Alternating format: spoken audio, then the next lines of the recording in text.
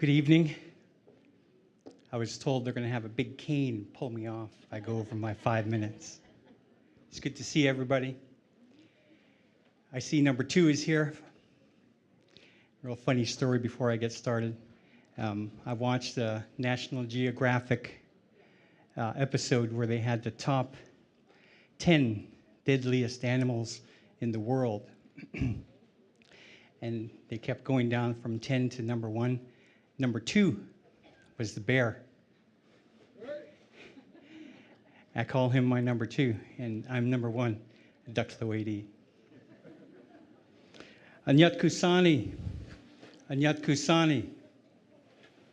Seakit Yuchat Duasak, Duckloady Hut City, Deshitan Yadi, Kagwantan Dachhan, Hootsnahu Kwan Ayakhat. Honorable people of this land, I'm clan leader of the Duckloady. And my Tlingit names are Seakit, Yitsa, and Wuchkadaha. I'm a proud child of the Deshitan. I'm a grandchild of the Kagwantan. And I'm honored to be from Angoon. I'm the son of Edwell John Sr., Alice Dicafano of Angoon. My grandparents were George John Sr. and Mary John. I'm honored to be from Angoon and a shareholder of Sealaska. My education includes a bachelor's degree in business and associate's degree in computer engineering. And I'm currently working towards my executive master's degree in business administration with the Alaska Pacific University.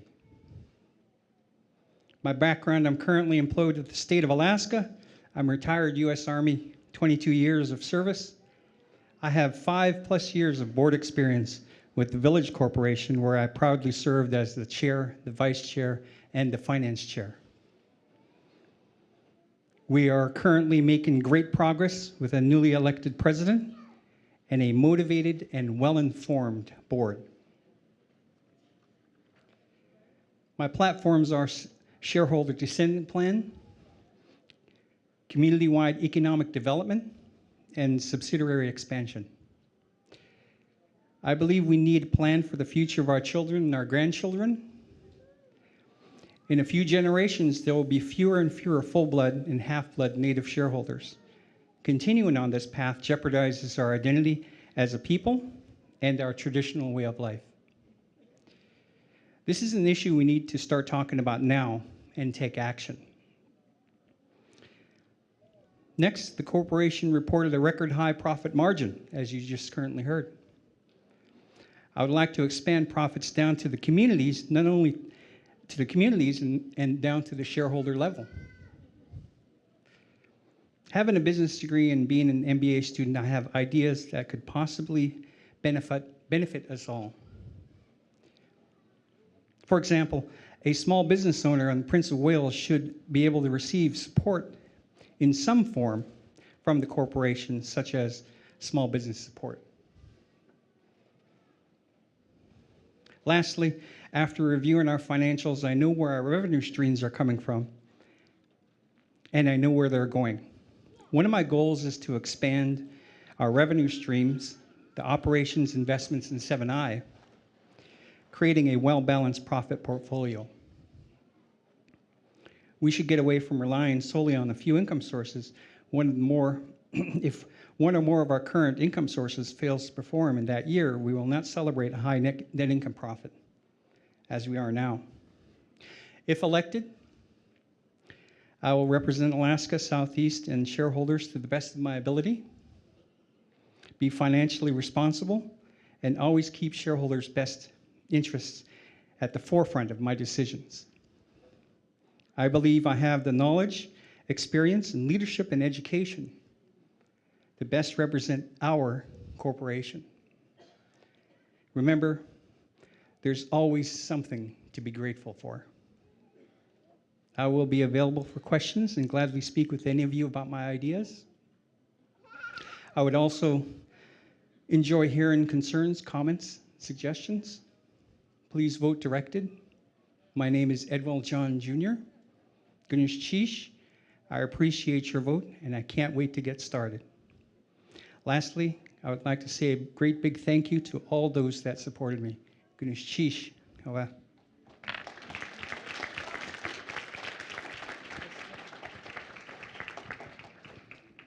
Thank you, Edwell. Next, I see closest to me, independent candidate, Nicole Hallingstad.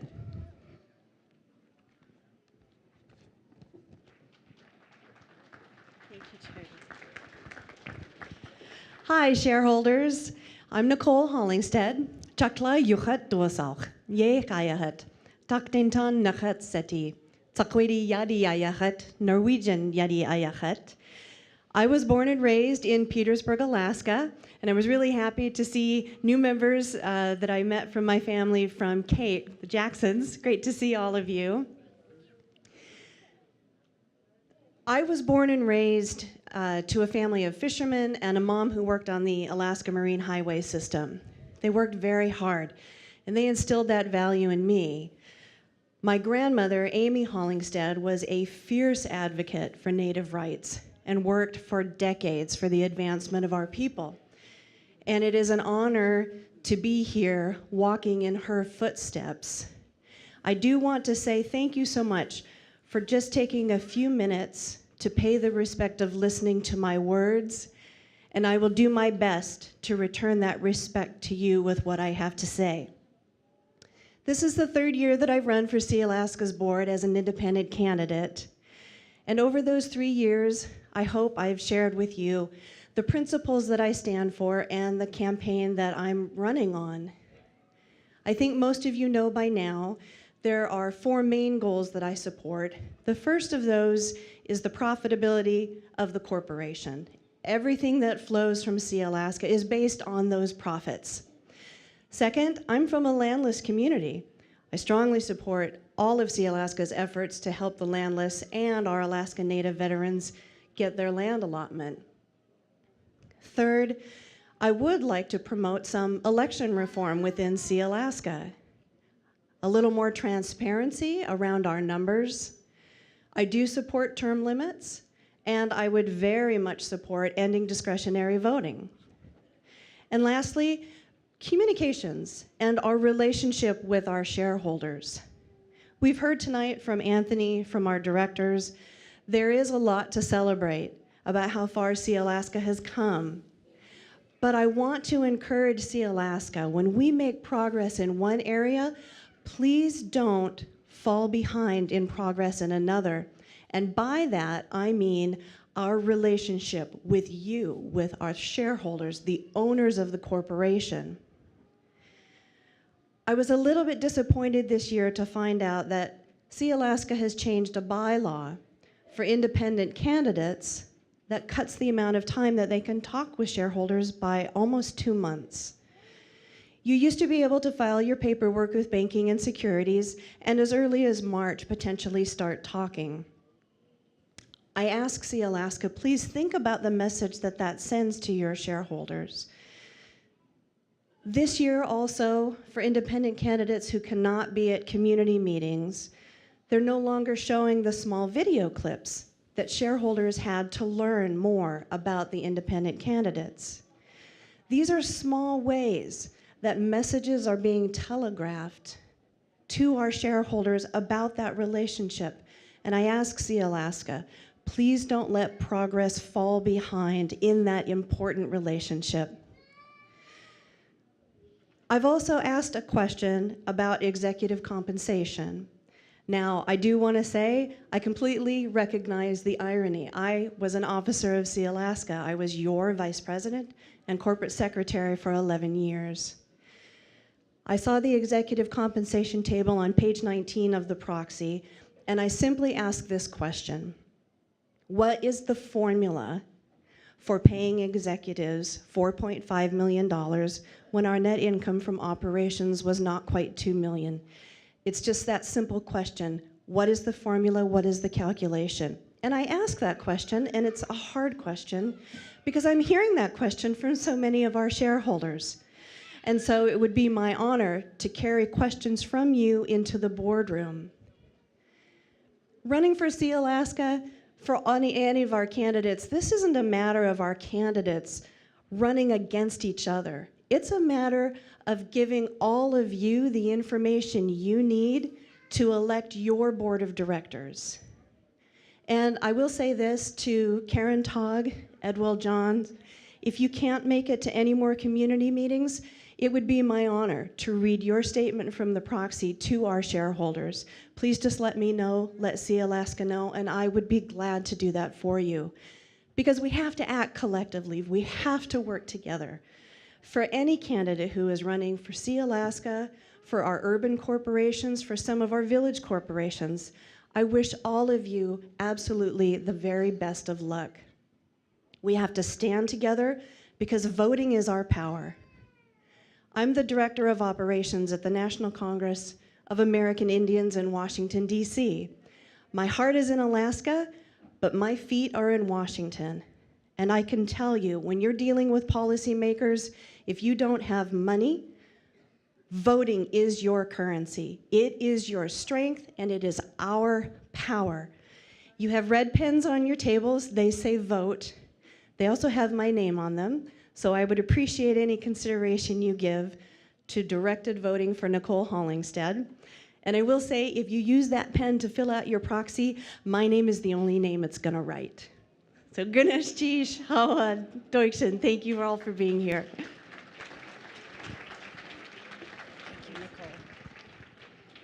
Thank you, Nicole. Okay, we have one more independent candidate. I see her. Please welcome Karen Taug.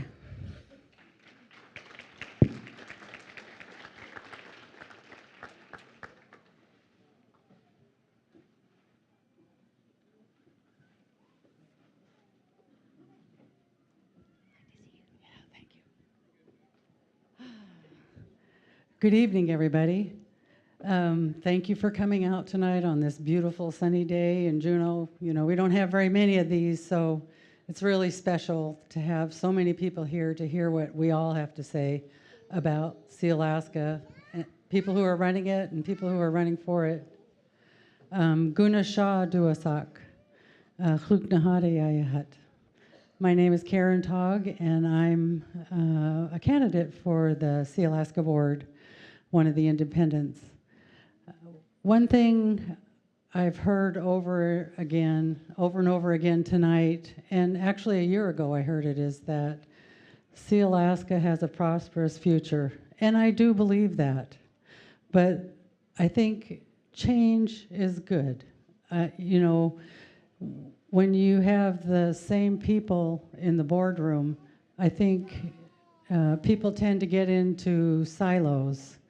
And I think having fresh ideas and fresh views, just a different pair of eyes to look at the business that's put before them, there's an opportunity. There's an opportunity for a different look to see, is this good? Is this good? Is this bad? My platform is, my background is finance. So I can look at a financial statement and I can understand what it's saying. So tonight, when Anthony was giving his report, I ticked off everything that he was saying. I keep my little spreadsheet here, my tool that I use. And this tool is what I would use when I would go door to door in the communities in Southeast Alaska, up in Anchorage and down in the Seattle area.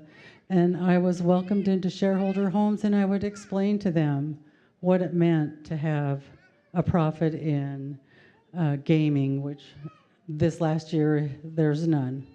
But what was interesting in this year was that we have this new business that we're putting a lot of effort in, and it just barely broke even. Now I understand it's the first year, but you know, I mean, I hope that the current board is being cautious about that. It's not something to wave a flag about yet, but it is strategic, and hopefully it will take the corporation in a profitable direction. I see that logging improved this year, and so did services, the 8A government sector. I always say, I'm sorry. Logging improved. I think it's important for the company to be profitable, because if we're profitable, then we can provide more dividends and more scholarships. And then one of my platform ideas was burial assistance. And so I had all my brochures printed, and then the board went ahead and passed that. So goodness geez to management and the board for getting that passed. It's something that's been long overdue for our shareholders. You know, it's just really, really wonderful. I wanted to also point out what Nicole was talking about on the compensation. I agree that board or management works hard for the money that they get. And I also agree that they should benefit from that. But to spend those millions of dollars on when we barely break even in operations, I thought it was a little premature and a little excessive. And I, for one, would like to know how they come up with this calculation. Not only is there the bonus that they're being paid this year, which they label at risk, but there's also 2 more years of at-risk payments that are included as compensation. If you read the fine print, it says that part's not paid yet, but will be paid after 3 years. So my goal also is to be a voice for you all in the boardroom. I will be sitting at the table, and I will have all of you in the back of my mind, making sure that whatever business is presented in front of me, that it takes into consideration that we have 22,000 shareholders to think of. So, goodness geesh, please vote directed for Karen Taug, and I look forward to visiting with all of you. Goodness geesh.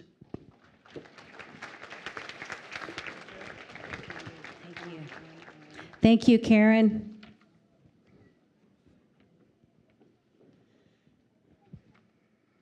Okay, so now we'll move on to the Sealaska slate nominees.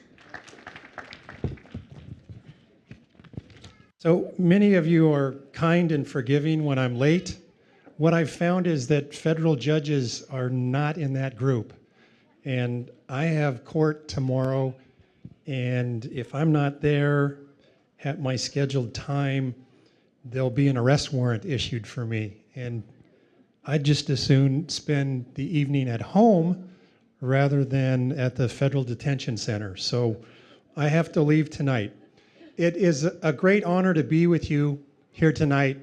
We've shared a lot of fond memories in this hall, and I was mentioning to some people that if I added up all the days that I've been in here, it adds up to a lot of days, if not months. And last year at this time, I was in Las Vegas with my family and my daughter, Miss Alaska, for the pageant. And some of you may have watched it in here for one of the parties. And I want to thank you all for supporting her in her journey, raising awareness and showcasing the beauty and vitality of our Native culture. There's a lot of excitement and buzz in the room tonight, and it reminds me of our tribal assembly last month. Candidate flyers are on the tables, folks are campaigning, and robust campaign and debate are good for an organization. They're good for Sealaska. It helps us to make informed decisions when we vote. When I was 18 years old, so just a few years ago, I voted in my first presidential election. It was 1980, and I voted for the great communicator, Ronald Reagan. Show of hands, who voted for Reagan in that election? Okay, 6 of us. It didn't work real well. What I remember from that election, and that there was a debate a week before the election, and President Reagan, candidate Reagan at the time, he famously asked at the end of the debate, Are you better off than you were 4 years ago? Are you better off? We were not, and the rest is history. During this election, please ask yourself, is Sealaska doing better than it was 4 years ago? Or 3 years ago when you last elected me, Barbara, Bill, Joe, and Albert? The answer is yes. Please consider this when you vote. Last year, Sealaska had one of its most profitable years ever. Our net income exceeded $43 million, and this income has allowed us to deliver on our promises to each and every one of you. We've increased our scholarship endowment. We've established a burial bereavement program to help you and your families at a time of great loss, and we're making stable and growing dividend payments. We've come a long ways in our financial turnaround from 2013. Look around this room. This just didn't happen. It was strategic. It was Sealaska's leadership, the management team, the employees, and your board of directors who all contributed to our financial success. What you're seeing is simply an amazing turnaround and transformation. And as Anthony showed you in those slides, it's not a one-year phenomena. It will continue in the next year and the year after, and we hope in perpetuity.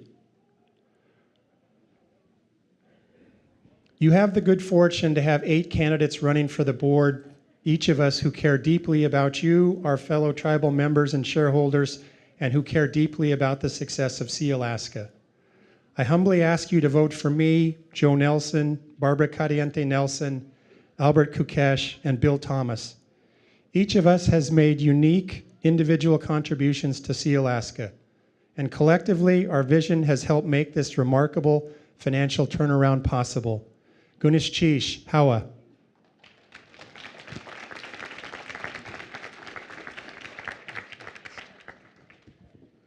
So Barbara, you come up and tell us about yourself. Thank you, Jody. As mentioned, I'm Taug, Brown Bear, Hootsit, Shanakit, Angun Kwan. I really am privileged to stand before you for many reasons, and I don't have to tell you too much about myself because I'm your neighbor. I'm your next door neighbor. I'm with you when you're there with your children and your grandchildren, your niece and nephew in the school district. I'm there with you at community meetings. I'm there with you addressing the problems that we face here in this village. And it is a village, and we have to remember that. Sometimes in the boardroom, we hear other persons from different communities say that you have to remember our voices in the village. And I like to remind them that Ak and Taku Kwan is a village. I usually have a speech so I can keep my words and comments within 3 to 5 minutes. And at the first meeting in Sitka that we had last week, I ripped it up.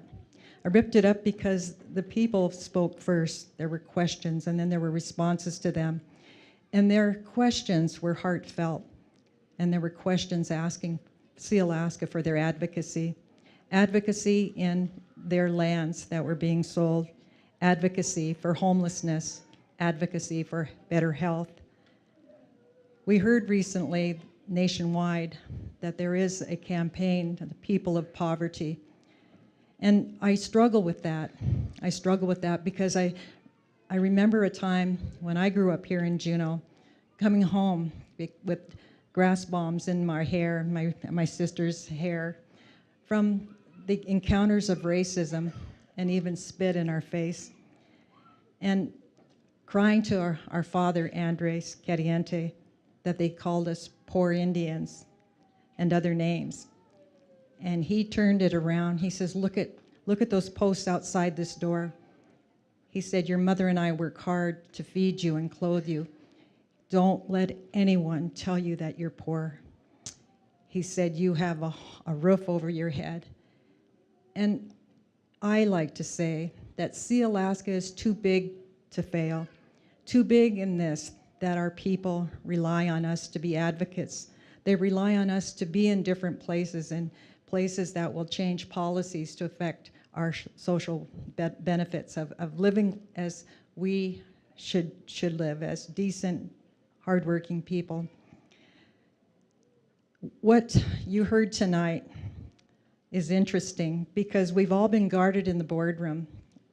You heard and read in the newspaper that we weren't doing high fives with the outcomes of our financial performance. We weren't doing high fives because it was an arduous 5 years, and it was divisive at times at the outset. You heard about the change of leadership.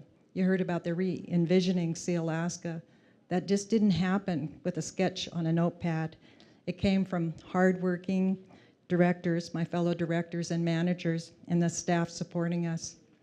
It came from honest conversations, hurtful ones. And in reorganizing, we had to let go of some good people, very good people, and that still hurts. What you didn't hear is that the board also made it mandate that our new CEO and president would live here in Juneau. So it would be an open door policy for you shareholders here and those that are visiting to come into his office, and that door is wide open. What you didn't hear in this 5 years is that our managers, our officers, vetted over 100 potential business acquisitions that had to meet our criteria to get to where we're at. And what you didn't hear is that it's 24/7 of traveling, of engaging with these 100 businesses. They weren't for sale. We had to sell ourselves to them. And the ones that we picked, the ones that were vetted to meet our criteria, were those who were in line with our business, and they wanted to become our partners because of our purpose to lift up who we are as Tlingit, Haida, Tsimshian, and Aleut Native people of Alaska. What you didn't hear, and I love to say this, is that our seafood platform is in a multi-billion-dollar industry. So you should expect great things. We got a bite of it. We just have a bite of it, and we're going to grow. That's all we need is a bite of it, and we're going to grow that carefully. I would also like to add that as we move into the next communities, I'll be listening. We'll be listening. We're more responsive because we have the capital to be responsive to change the lives of each one of us and our families. I hear something going off. It's a red card. I paid her to do this a little early. When my husband and I were early married is when the Alaska Native Claims Settlement Act was passed. We took our first dividend with our firstborn child, and we bought a trailer. We moved to Valley Court by Costco, and we were so proud of this dilapidated trailer, but it was ours, and we fixed it up. Our children today, and those that are following us, deserve more. And I'm here to make sure that we have meaningful dividends. I'm here to make sure that our tribes are strong, because without a revenue source and without land underneath their feet, then Sealaska can't be successful. So I'm just going to cut it short here. They've been very gracious to me down here. Thank you again for coming out. Thank you for supporting us. Gunesh Chish, and thank you to my fellow directors. It's an honor to serve with you.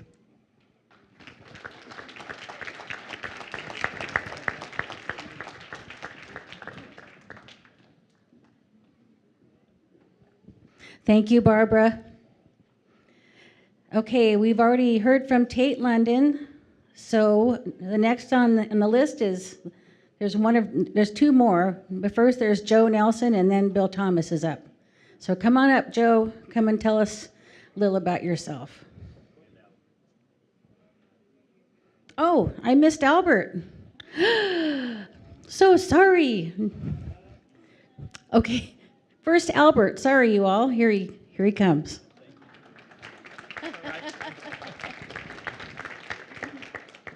That's all right.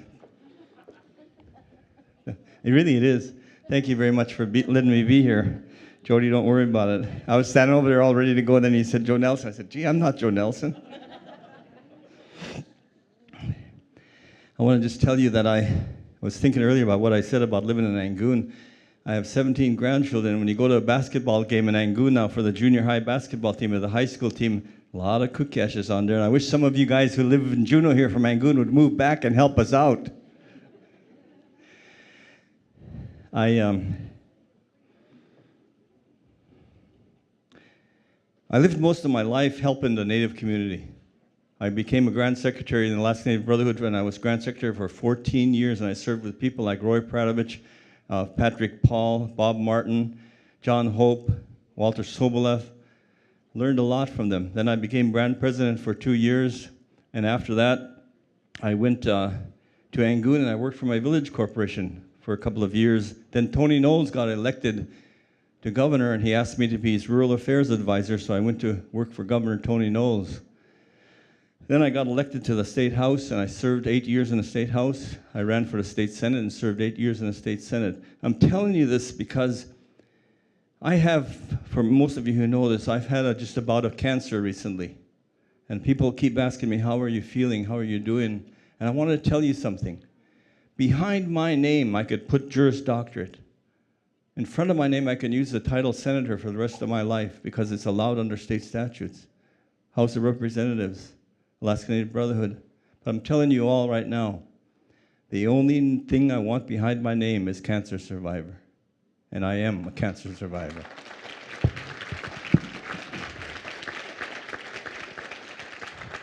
When I first got diagnosed, my cancer PSA was at 600, for those of you who have cancer knowledge.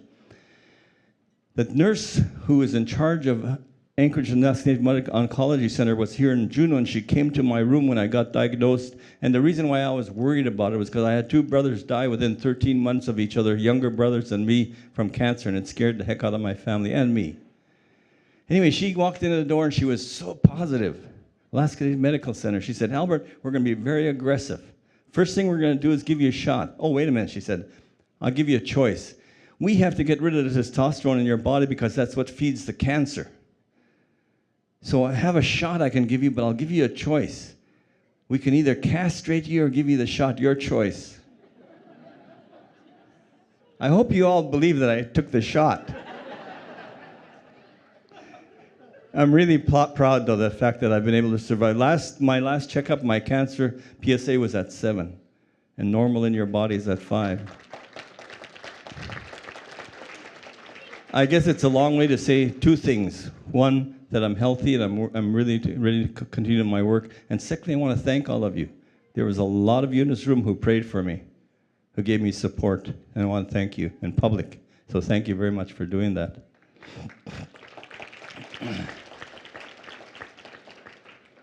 Yellow card yet? No. I want to introduce my daughter. Because earlier on I recognized my aunt, but I have to introduce my daughter because years ago when she was in high school, it was April Fool's Day, and she came, my wife and I got up and she said, Dad, I have great news. What's the great news? She said, I got accepted to Stanford. Man, we were happy. Then she said, April Fools. So that day, on April Fool's Day, I go to the post office and there's a letter from Stanford that says, congratulations, congratulations, congratulations, congratulations. And it was her acceptance letter. So I went down to school. I said, Jaylene, I have great news for you. She said, what's that, Dad? I said, you got accepted to Stanford. Yeah, right, Dad, April Fools. And I had the letter. It's my daughter, Jaylene.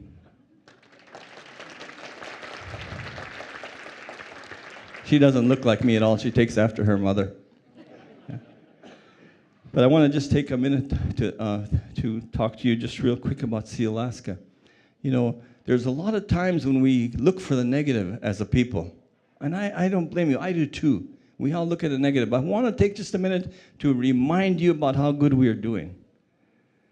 If you look at downtown Juneau, Alaska, 2 of the most beautiful buildings in Alaska sit downtown Juneau, Alaska. The Sealaska building and the Sealaska Heritage building. They're our buildings. Got to be proud of that.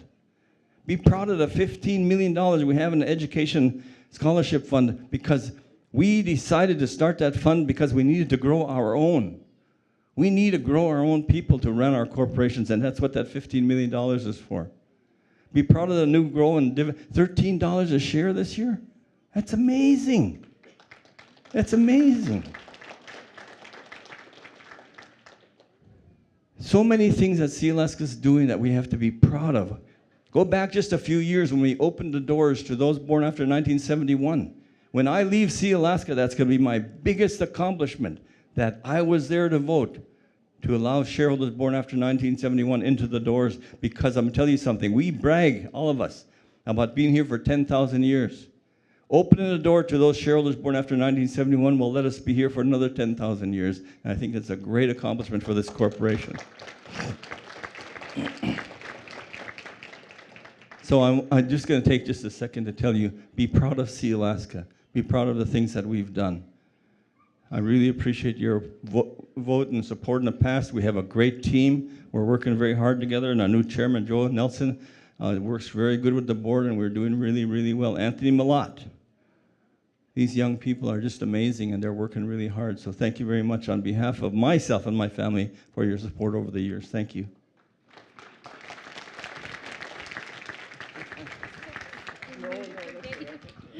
I'm sorry, I really didn't mean to forget you, Albert. Who could forget you anyway?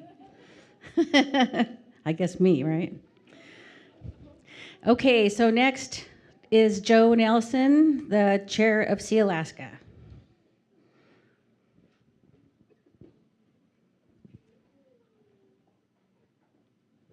Thank you, Jody. So this part is always the most difficult parts, this campaign trail, and I'll continue to be the first to admit I'm not a politician, and it's not my thing. But I am the chairman, and I do it willingly because of you. You are Sealaska, and you're the reason why I'm here, the reason I do what I do. I grew up in Yakutat, fishing, from dry bay to icy bay, every one of those rivers, in and out of every one of those rivers. It's a tough coast out there, and I knew that my life probably wouldn't be that long if I did that forever, so I left and became an attorney and came to Juneau as an attorney, and quickly realized there are plenty of attorneys in this town, and we don't really necessarily need another attorney. We do need good attorneys, but there's a bigger need out there. So I found myself, well, that's actually into the Sealaska room. That was my pathway to Sealaska, is on the descendants issue. I was working for a firm outside the company, helping, and then we built the stock package, and I was the attorney that helped build that package. And I'm like, why are we still talking about this? Why are we still talking about this? Let's just do it. So as the attorney, it's complicated, but you had to distill it to your core values on how to make that decision, to make the call. Half the region still haven't let in their descendants. That's just wrong, So, and it was a divisive thing here. I don't want to bring up wounds there, but it was a divisive thing in this room to talk about descendants and rolling descendants. But that's just wrong not to do that. So for me, I do have a sense of passion and purpose, and I roll up my sleeves and go to work. And my value add in this company is to push the company to engage you. There was rumors of success for the last couple of years. And my talking point in the boardroom the last couple of years is, if we don't feel that success, if the shareholders don't feel that success, we're not going to be getting the job done right. So, that pressure and this engagement needs to stay and continue. The scholarships will continue to be the top thing on the surveys. We do need more money in scholarships. So that $10 million we put in, that was the first $10 million, the first additional money to go in 30 years. That sat flat funded since it was first created. So, tuition has gone up huge over the years, and there's more and more of a need. And then the burial assistance, which it's a common need out there. I'm happy we got that done. We have a lot of things that services we provide. That is one of them that we don't do. A lot of others do it. We don't. I'm happy that we were able to fund that this year. And it's not, without kind of a willy-nilly thing. It came quickly, but it's been a long time in coming. It's been a need that we know has been continually out there. And it's not going to be the full solution, but it's going to be a part of it going forward, that we are going to be engaged and responding the best we can. A couple other things as far as myself and the value in the company, and the reason why I think I ended up as chairman is these tough conversations. I don't earn tons of fans, but I'm always been comfortable in that tough conversation spot. And when I first came on the board, I had problems with us producing a lot of Tide bottle caps and not much money coming back to the company to make a meaningful impact. We were producing Tide bottle caps all around the world in Costco. You were buying them. Philly cream cheese cups. Those were Sealaska things, but if that was what we're going to be proud of and stand on, then let's make enough money of it to make something of it. But it was just barely making ends meet on its own. As far as the profitability of the company, we got on the table with this management team the idea that 7i and the permanent fund, anything that comes out of that is just gravy, because these operations, they're not just breaking even, they're making a lot of money, enough money to cover the 14, 15, 16 million in overhead every year that is SHI, is the scholarship fund, is all these other things. And our operations are covering all these other benefits. So these companies are not just breaking even, they're making money, so that's why you had the $43 million total net earnings. So going forward, we are in an exciting place. Final couple-ish comments are about this idea of change. And it's also something that hasn't necessarily won me fans in the boardroom at all time. I'm a believer in change. If you're not always looking forward, and finding new places to go, you're going to be, it's not a good thing to be not continuously improving. And at my age, I'm in my mid-40s. I'm lucky to be to be an original shareholder. Every other regional corp has descendants on their boards. We still don't. We have the board youth advisor, so that's a win. But we need more young people. That's our next 5 years, our next 10 years, is to develop real leaders to run these companies now. Clinton Heida's got a business unit. They're looking for talent. Sealaska has more companies. We're looking for talent. We need more talent. And in the boardroom, there has been change. In the last 4 years, there's 3 new directors that came on. And those 3 new directors, 2 of them were independent, 1 came in on a slate, but they were 3 new people that the board brought in. We left seats open because we're embracing that change. And I hope you're feeling it, because we're embracing you. Because without you, we're going to be straying and lost, and we might end up in Guadalajara again or Florida again. So we need you to stay engaged, and that's why I love seeing full A&B halls in all of our communities. That's my goal, is for every community to always be full every time we need to come together. So I appreciate you for everything you do. I know all of you do a lot of work day in, day out, and you've stayed with us through thick and thin, and we need you moving forward to help us continue to find this path forward, especially raising up our new leaders. So thank you for your support.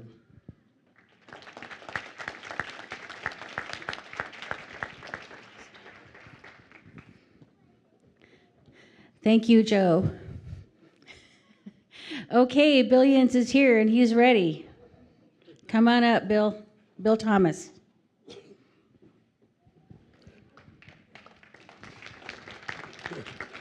Thank you, Jody.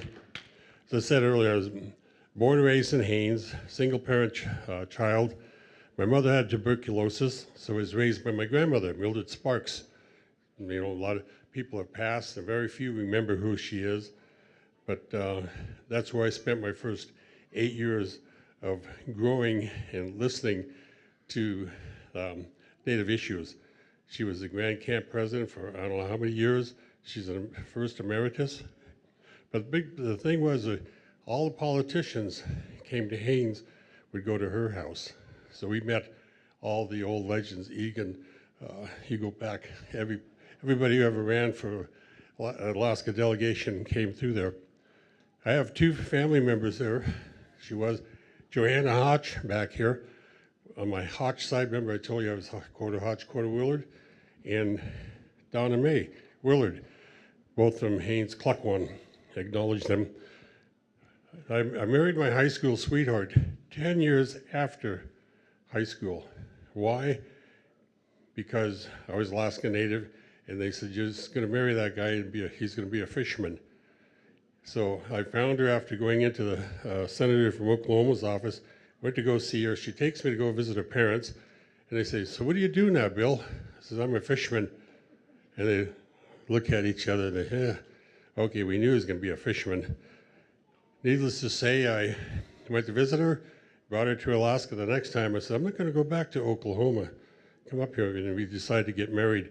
And I tell them it's because she was fishing with me, and I was picking up the net and had net loads of sockeye. And she's watching that dollars rolling. Who's going to say no when you're watching that kind of money come in, right? So anyway, we've been married 40 years. We have 3 children. She had a son, I had a son. And so I had a great life. I'm not going to complain. I turned 21 on guard duty in Vietnam. I didn't like that. But I came home with the support of my friends, my family members. We were able to get through that. I go to Juneau every year. I've been fishing out of Juneau since about 75 or 76.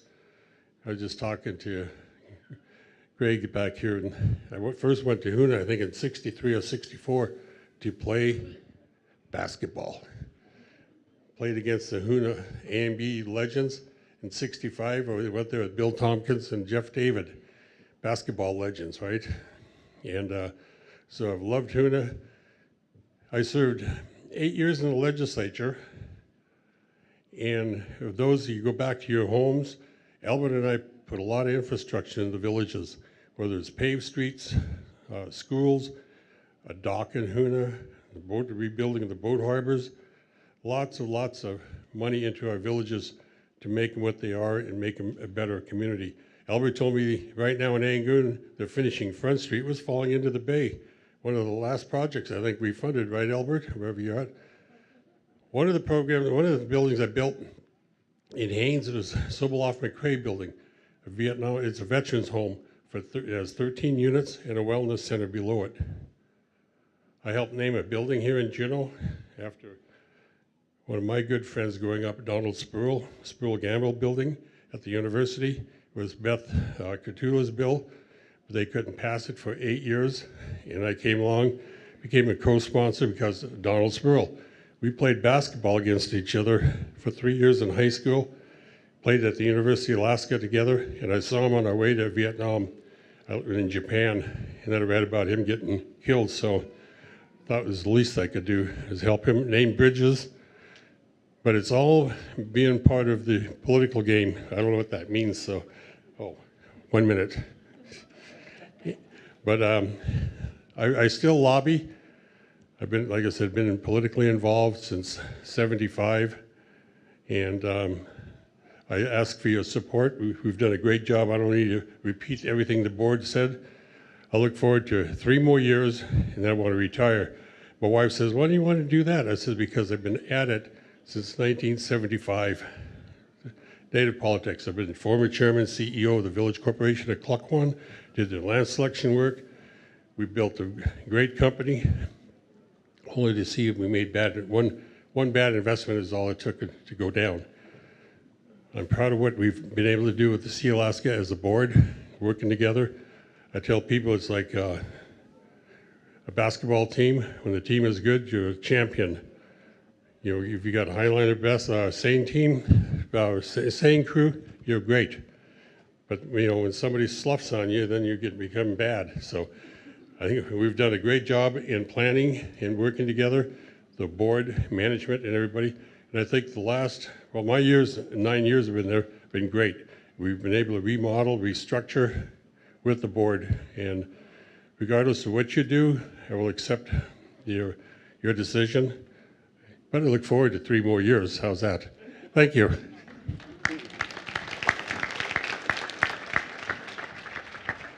Oh, and furthermore, Thank you, Bill.